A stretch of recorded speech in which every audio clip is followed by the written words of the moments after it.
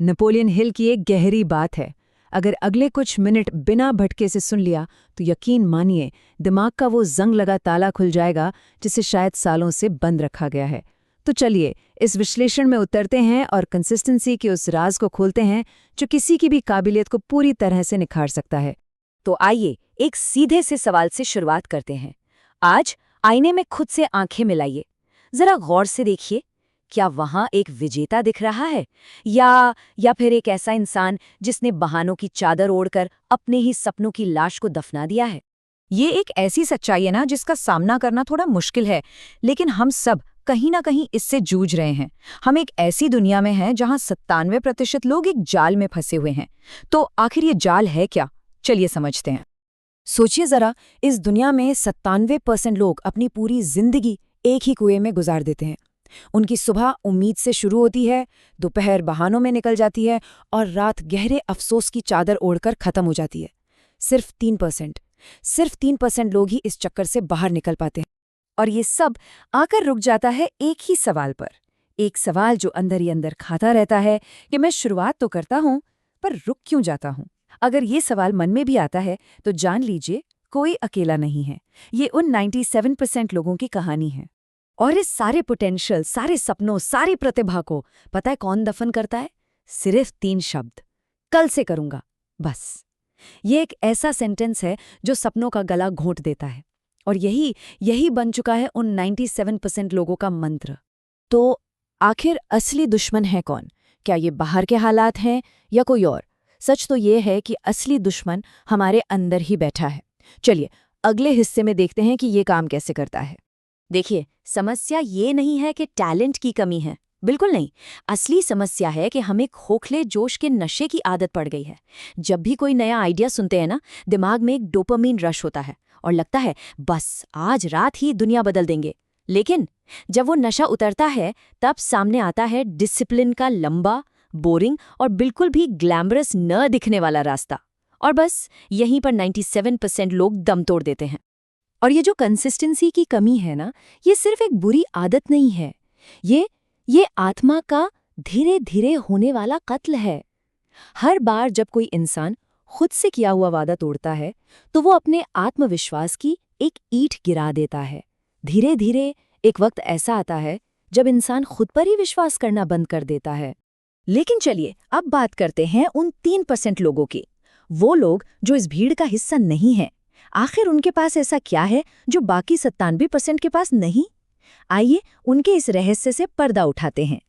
उनका रहस्य कोई जादुई चिराग नहीं है। उनके पास बस एक चीज है, एक सुपर पावर, और वो है बोरियत को गले लगाने की ताकत। जी हाँ, सफल लोग वो काम करने की अद्भुत क्षमता रखते हैं जो बाकी पूरी दुनिया को बेहद बोरिंग लगता है। और असली फर्क आकर यहीं पैदा होता है। 97% लोग मोटिवेशन का इंतजार करते रहते हैं, जो कि एक धोखा है। वो कभी आती है, कभी नहीं। जबकि 3% लोग वो मोटिवेशन पर नहीं, बल्कि अपने बनाए हुए सिस्टम पर, अपनी प्रणाली पर भरोसा करते हैं। जब उनका मन कहता है ना, छोड़ना, आज रहने देते हैं, तब उनका सिस्टम उन्हें धक्का देकर आगे बढ़ाता है। नेपोलियन हिल ने जो विरासत छोड़ी है, उसे हम सफलता के 7 स्तंभ या 7 पिलर्स ऑफ सक्सेस कह सकते हैं। ये एक तरह से उस इमारत की नींव है जिसे हम सफलता कहते हैं। तो आइए इन्हें एक एक करके समझते हैं। तो पहला स्तंभ है एक डेफिनेट चीफ एम, यानी एक बिल्कुल साफ आखिरी लक्ष्य। जैसे अगले साल 1 लाख रुपए कमाने हैं, ये एक साफ लक्ष्य है, सिर्फ अमीर बनना है कहना नहीं। फिर आता है दूसरा स्तंभ, एक ऑर्गेनाइज्ड प्लान। इसका मतलब है अपने लक्ष्य तक पहुंचने का एक पूरा मैप, जिसे छोटे छोटे आसान कदमों में बांट दिया गया हो। तीसरा है परसिस्टेंस, यानी दृढ़ता। ये याद रखना होगा कि फेलियर हार नहीं बल्कि एक टीचर है। और चौथा द मास्टरमाइंड, मतलब ऐसे लोगों का ग्रुप, ऐसे लोगों का साथ जो नीचे नहीं ऊपर खींचने का काम करते हों। पांचवा स्तंभ है पावर ऑफ द सबकॉन्शियस, अवचेतन मन की शक्ति। हर रोज सोने से पहले अपने लक्ष्य को ऐसे महसूस करना जैसे वो सच हो चुका है। छठा स्तंभ क्विक डिसीजन मेकिंग, तुरंत फैसला लेना। देखिए, कामयाब लोग फैसले बहुत जल्दी लेते हैं और उन्हें बदलते बहुत धीरे धीरे हैं। और आखिरी सबसे जरूरी 7वां स्तंभ एक्शन, क्योंकि ओवरथिंकिंग से जो पैरालिसिस होता है ना, उसका बस एक ही इलाज है, काम करना। पहला कदम उठाते ही आधा डर तो वैसे ही खत्म हो जाता है। इन सारे सिद्धांतों को और बेहतर तरीके से समझने के लिए एक छोटी सी कहानी सुनते हैं। ये कहानी सिखाती है कि कैसे छोटे छोटे रोज के प्रयास से बड़े शानदार परिणाम हासिल किए जाते हैं। एक छोटे से गांव में एक बहुत ही साधारण सा कारीगर रहता था। उसने एक दिन संकल्प लिया कि वो गांव की सबसे ऊंची बंजर पहाड़ी पर एक शानदार मंदिर बनाएगा। ये सुनकर गांव के लोग उस पर हंसने लगे, कहने लगे, अरे तू पागल हो गया है क्या? उस कारीगर ने कोई जवाब नहीं दिया। वो बस हर सुबह एक पत्थर अपनी पीठ पर लाद कर उस पहाड़ी पर रखा था। 1 महीना बीता, वहां सिर्फ 30 पत्थर थे। लोग उसे मूर्ख कहते रहे। 1 साल गुजर गया। अब वहां पत्थरों का एक छोटा सा ढेर था, लेकिन मंदिर का कोई नामो निशान नहीं। लोगों ने कहा, देखो, ये अपनी जिंदगी बर्बाद कर रहा है। 5 साल बीत गए और फिर एक सुबह गांव वालों ने देखा कि उस पहाड़ी की चोटी पर सूरज की रोशनी में चमकता हुआ एक विशाल नक्काशीदार मंदिर खड़ा है। जब सब हैरान होकर उससे पूछने लगे कि ये चमत्कार कैसे हुआ, तो उस कारीगर ने बड़े शांत स्वर में कहा, ये कोई जादू नहीं है, ये गणित है। बस रोज एक पत्थर। और यही तो वो महान सत्य है। बड़ी बड़ी चीजें किसी एक दिन के धमाके से नहीं बनती, बल्कि हजारों छोटे लगातार किए गए प्रहारों से बनती हैं। और इस गणित की ताकत देखिए, ये कमाल की है।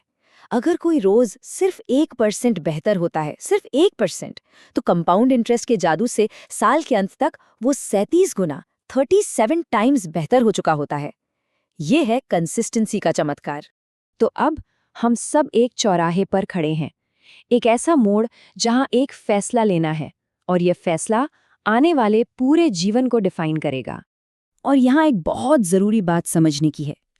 डिसिप्लिन का वजन ग्राम में होता है, लेकिन पछतावे का, रिग्रेट का वजन टनों में होता है। आज की ये छोटी सी मेहनत आने वाले कल के भारी बोझ से बचा सकती है। चुनाव अब हमें करना है। तो इसके लिए एक चैलेंज है, एक 90 दिन का ट्रांसफॉर्मेशन प्लान। पहले 30 दिन सिर्फ 5 मिनट के लिए उस आदत को करना है। गोल रिजल्ट नहीं, सिर्फ प्रेजेंस है कि बस मैं यहां हूं। 31 से 60 दिन अब आइडेंटिटी शिफ्ट करनी है। खुद से कहना है, मैं वो इंसान हूं जो रोज एक्सरसाइज करता है।